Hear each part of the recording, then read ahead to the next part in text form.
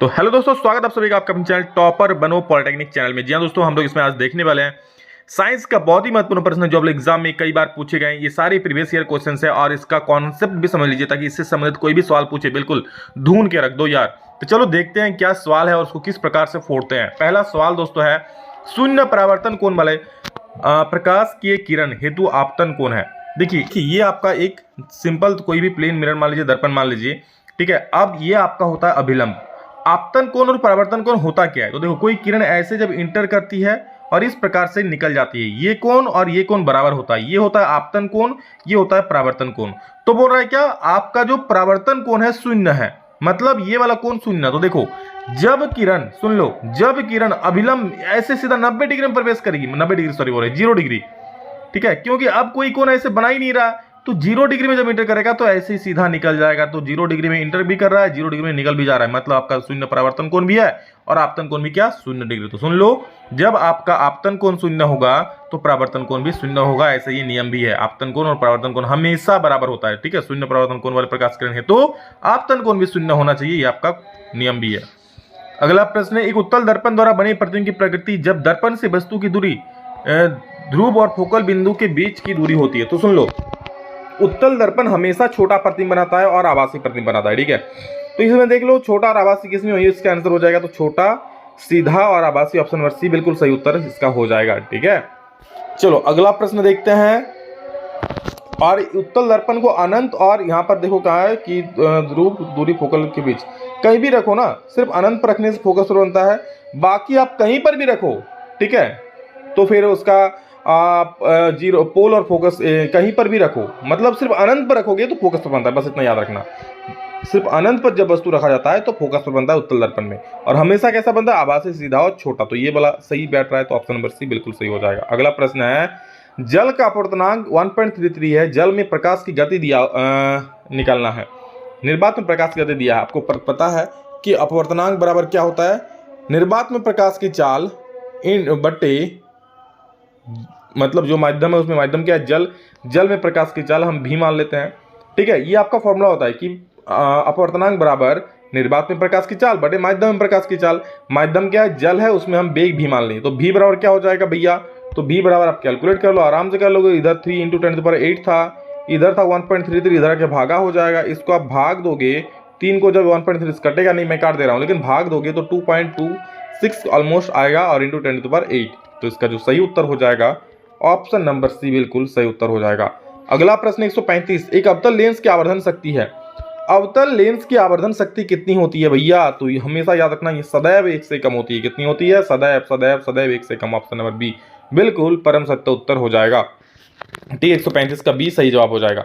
क्यों, आपको पता है आवर्धन शक्ति m बराबर होता है, 1 मिनट, m बराबर होता है h'/h, होता है कि नहीं होता है। और आपको पता है अवतल लेंस हमेशा छोटा इमेज बनाता है, क्या हमेशा छोटा बनाता है, ये छोटा बनाएगा और ये बड़ा बनेगा, तो ऐसे भी 1 से कम हो जाएगा। मान लो इसका हाइट 3 हो गया, इसका हाइट 4 हो गया, तो 0 1 से तो कम ही आएगा ना भैया, तो ऑप्शन नंबर बी सदैव 1 से कम हो जाएगा। अगला प्रश्न है, वह उपकरण जो परिपथ में विद्युत धारा को पता लगाने के लिए प्रयोग करता है। भैया ऐसा कोई डिवाइस लगा दे रहा है परिपथ में जो बोलेगा हाँ करंट बह रहा है कि नहीं बह रहा है, तो कौन किसको लगाएंगे हम उसमें, जो हमको ये बोलेगा कि हाँ भैया इसमें धारा बह रहा है, तो गैल्वेनोमीटर बहन जी बोलेगा, ठीक है। इसको चलो भाई याद रखना, गैल्वेनोमीटर को याद रख लेना, ये सही उत्तर हो जाएगा, ठीक है। ये दिखाता है हाँ उसमें धारा बह रहा है कि नहीं। हाँ, अगर मुझसे ये चीज पूछता कि धारा कितना बह रहा है, कितना एम्पियर का बह रहा है, तब हम कहते हैं कि हाँ आमीटर उसमें लगाना चाहिए, क्योंकि आमीटर बोलता है कितना धारा बह रहा है और गैल्वेनोमीटर क्या बोलता है कि हाँ उसमें धारा है या नहीं। अगर धारा होगा तो गैल्वेनोमीटर में दोस्तों एक सुई होता है, फटाक से डिफ्लेक्ट हो जाएगा, हिल जाएगा, समझो। अगला देखो, एसी जनित्र डैश के सिद्धांत पर कार्य करता है। एसी जनित्र किसके सिद्धांत पर कार्य करता है, तो याद रखना, बहुत महत्वपूर्ण सवाल आ सकता है, विद्युत चुंबकीय प्रेरण की घटना पर ही कार्य करता है, कौन, एसी जनित्र, ओके। चलो अगला प्रश्न है, जीवाश्म ईंधन है। जीवाश्म ईंधन मतलब जो जीवों के अंश से प्राप्त होता है, कोई जीव दबकर मर गया होगा और उससे जो ईंधन प्राप्त होता है ना, जैसे लकड़ी हो गया, गोईठा हो गया, पेट्रोल, ये सारे, तो ये सारे दोस्तों जो है ना एक ना एक दिन खत्म हो जाएगा, होगा कि नहीं होगा, बिल्कुल होगा। जीवाश्म मतलब जो जीवों के अंग से बना, जैसे पेट्रोलियम हो गया, कोई गैस हो गया, कोयला हो गया, ठीक है, तो ये चीज एक ना एक दिन खत्म ही हो जाएगा। तो आपका क्या हो जाएगा, एक गैर नवीकरणीय ऊर्जा स्रोत हो जाएगा जो नवीकरणीय नहीं होगा, ऑप्शन नंबर ए बिल्कुल सही उत्तर हो जाएगा। अगला प्रश्न हो गया हमारा 1 किलोवाट आवर बराबर होता है, बहुत महत्वपूर्ण सवाल है, कई बार पूछा गया है। 1 किलोवाट आवर याद रख लीजिए, सीधा इसका होता है 3.6 इंटू 10⁶ जूल। अब पूछोगे सर ये कैसे होता है, तो कुछ नहीं, इसको गुना करो 1000 से, ठीक है, इसको गुना कर दो 60 इंटू 60 से, आंसर आपका ऐसे ही आ जाएगा, समझे। चलो 1 किलो को बदलोगे तो 1000 से गुना करना पड़ेगा, ठीक है, और इसको बदलोगे तो 60 हो गया 1 घंटा में, और इंटू मिनट कर दोगे, आंसर आ जाएगा, समझ रहे हो। चलो बढ़िया, आगे बढ़ो। अगला प्रश्न है, जल शक्ति संयंत्र डैश में स्थित है, रेगिस्तान, पर्वतीय भूखंड, मैदानी क्षेत्र, इनमें से कोई नहीं। तो इसका जो सही उत्तर होगा ना दोस्तों, वो हो जाएगा पर्वतीय भूखंड, याद रखना।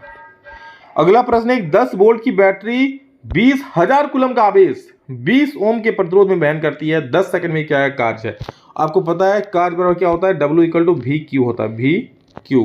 V कितना है देखो, V है 10 वोल्ट, Q कितना है, चार्ज कितना है, 20,000 है ना, 20,000 गुना कर देना, 2 1 कम 2 हो जाएगा, और कितना जीरो, 4 और 1 5 0, 3 0 4 0 5 0, तो 20,000 इसका सही उत्तर हो जाएगा। 20,000 यानी 2 इंटू 10⁴ कर सकते, कहीं पर है क्या, बिल्कुल सही है, यहाँ देख सकते हो भैया। 20,000 का अर्थ क्या होता है, 2 इंटू 10⁴ ही ना होगा, 4 को 0 है।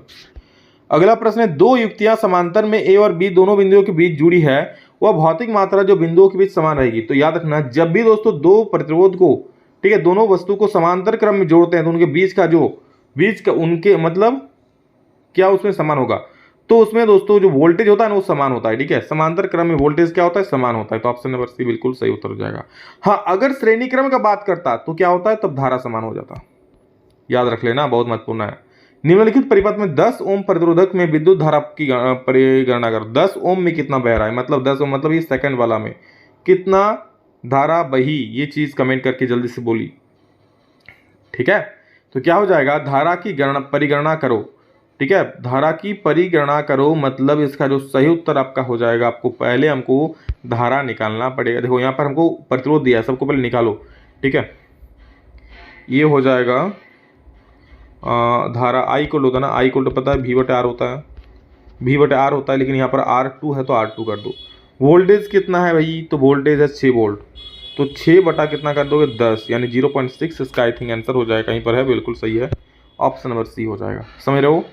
क्योंकि तो हमको दूसरा से निकालने वाला है, सबसे मुझे कोई मतलब नहीं है, मुझे जिससे बोला 10 ओम से बोला, 10 ओम यहाँ पर है, इससे कितना धारा बहेगा निकाल लो आराम से, ठीक है। चलो अगला प्रश्न देखो, यदि 220 वोल्ट को प्रचालित करने वाले 40 वाट और 60 वाट के तंतुओं के प्रतिरोध क्रमशः R1 और R2 है, तो क्या होगा। इसका आप लोग कमेंट करके आंसर बोलिएगा, मैं हिंट देता हूं। 220 वोल्ट को प्रचालित करने के लिए एक बार 40 वाट है, एक बार 60 वाट है, ठीक है, तो R1 निकालना है। आप लोग मेरा फॉर्मूला याद रखना, देखो पावर दिया हुआ है एक बार 40, तो P का फॉर्मूला याद रखना, V²/R, V²/R, ठीक है, इसको R1 मान लो, इसको P1 मान लो, और P2 निकालना है तो V²/R2, ठीक है। आपको P1 पता है, ये हो गया P1, ये हो गया P2, बैठा देना। आपको V पता है 200 220 220 220, तो वहाँ से R1 और R2 निकाला, कौन R1 बड़ा होगा, R2 छोटा होगा, R1 छोटा होगा, R2 बड़ा होगा, जो भी होगा, 4 ऑप्शन है, उसमें कोई एक सही हो जाएगा, आंसर कमेंट करके बोलना, ठीक है। अगला प्रश्न, प्रत्येक 1/5 वाले 5 प्रतिरोधक का प्रयोग करके बनाया जा सकता अधिकतम प्रतिरोध, अधिकतम कब होगा, जब सभी को श्रेणी क्रम में जोड़ देंगे। तो इसका अधिकतम कैसे निकलेगा, जब सभी को श्रेणी क्रम में जोड़ देंगे। प्रतिरोध कितना, 1/5, सभी को श्रेणी क्रम में जोड़ दो, 1/5 plus 1/5 plus 1/5 plus 1/5 plus 1/5, 5 5 5 LCM आ जाएगा नीचे, और ऊपर में हो जाएगा 5, 5/5 काट के 1 हो जाएगा, यानी 1 ओम आपका सही उत्तर हो जाएगा, ऑप्शन नंबर सी, ठीक है। आप अधिकतम बोला है तो देख के 10 मार देना, 1 ओम होगा, सही है। अगला प्रश्न, जब प्रकाश किरणें नेत्र में प्रविष्ट होती हैं तो अधिकांश अपवर्तन जो होता है ना, वो आपको कर्निया के बाहरी पृष्ठ पर ही हो जाता है, याद रखना। जब आंखों में, नेत्र में प्रकाश किरणें इंटर करती है तो कॉर्निया के बाहर ही अधिकतम प्रकाश का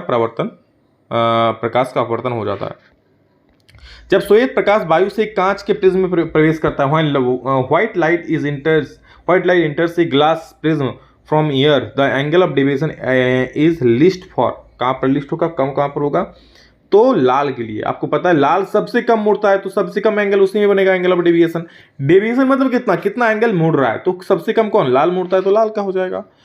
2 4 1 100 का प्रयोग करके प्राप्त न्यूनतम प्रतिरोध है, न्यूनतम करना होगा तो भैया आपको उसको किसमें सजाना होगा, समांतर क्रम में। सेम टू सेम पहले वाला भी बताएं, जो आपका अधिकतम था तो श्रेणी क्रम में कर रहे थे। इसको आप लोग कमेंट करके बोलना आंसर कितना आ रहा है, 100 से कम, 4 से कम, 2 से कम कि 1 से कम।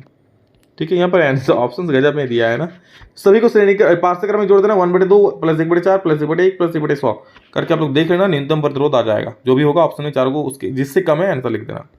प्रकाश उत्पादन के लिए ऊर्जा सक्षम युक्ति है, मतलब सबसे अच्छा जो है क्या है, तो याद रखना CFL बहुत ही कम पावर का यूज करता है। इसलिए अब देखो मार्केट में CFL का बोलबाला है। अभी मार्केट में क्या चल रहा है, फॉग नहीं चल रहा, ठीक है फॉग छोड़ो भाई, CFL चल रहा है। क्या चल रहा है, CFL, समझ रहे हो, क्योंकि इस बहुत कम पावर कंज्यूम करता है। पहले देखे सभी घर के घर में वो वाला हरा वाला लाइट लगा रहता था, जो कांच वाला, जिसको आप लोग कोई डूम बोलते हैं, वो लगा रहता था। ठीक है, तो वो बहुत ज्यादा, समझ वो कितना होगा, 100 वाट का शायद होता था वो, और ये कितना 5-6 वाट का होता है। मतलब ये 20 बल्ब जल जाएगा, समझ लो उसका एक बल्ब के पावर में। यदि प्रत्येक R प्रतिरोध वाले n प्रतिरोधों को समांतर क्रम में जोड़े जाते हैं तो उनका समतुल्य प्रतिरोध होगा। देखो इस प्रकार 1/R plus 1/R plus 1/R plus इस तरह से ज्यादा जाते बहुत सारा है। तो मतलब यहाँ n को है तो n/R हो जाएगा। लेकिन ये क्या 1/R है ना, तो R कितना होगा, R जो होगा R यहाँ पर इसका पलट जाएगा, यानी R/n हो जाएगा। क्योंकि यहाँ जो निकल रहे हैं 1/R निकल रहे हैं ना, ठीक है, तो R निकालोगे तो पलट जाएगा ना, R/n कहाँ है देख लो, ऑप्शन नंबर डी। तो ये था दोस्तों आप लोगों के बहुत ही महत्वपूर्ण प्रश्न, सभी को देख लो, समझा तो दिया ही है, और एग्जाम इस समय सवाल आना तो फोड़ के आना अगर आएगा तो। ठीक है, चलो तो love you all, thank you all of you. इतना ही फ्रेंड्स, जल्द मिलेंगे, तब तक जय हिंद, वंदे मातरम।